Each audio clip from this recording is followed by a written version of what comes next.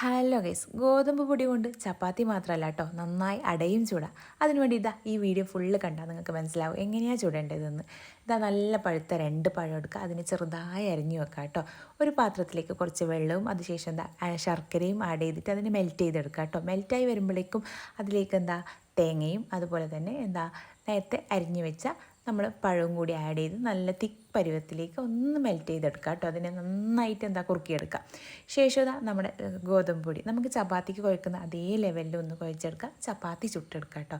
ചപ്പാത്തി ചുട്ടെടുത്തതിന് ശേഷം ഓരോന്നായിട്ട് ഓരോ വാഴയുടെ ഇലയിൽ വെക്കുക. അതിലേക്ക് നമ്മൾ നേരത്തെ ചെയ്തു വെച്ച മിശ്രിതം ഉണ്ടല്ലോ, അതും കൂടി ആഡ് ചെയ്തിട്ട് സാധാരണ രീതിയിൽ അട എങ്ങനെയാണോ ചുടുന്നത് അതേ ലെവലിൽ എന്തെങ്കിലും മടക്കി നമുക്ക് വേവിച്ചെടുക്കാം കേട്ടോ. സംഭവം പൊളിയാണ്. ശരിക്കും പറഞ്ഞാൽ ഇത് വെന്ത് വരുമ്പോൾ ഉണ്ടാകുന്ന ഒരു മണം എന്നുണ്ടല്ലോ, അത് നല്ല വിറഞ്ഞൊരു ലെവലാട്ടോ, പറഞ്ഞറിയിക്കാൻ പറ്റില്ല.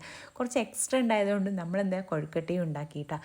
അടിപൊളിയാണ്. ഇത് ഗോതമ്പ് പൊടിയും കൊണ്ടും അതുപോലെ തന്നെ അരിയും കൊണ്ടും ചെയ്യാം കേട്ടോ. പക്ഷേ ഗോതമ്പ് പൊടി കൊണ്ട് ചെയ്തത് സൂപ്പറാണ്. മസ്റ്റ്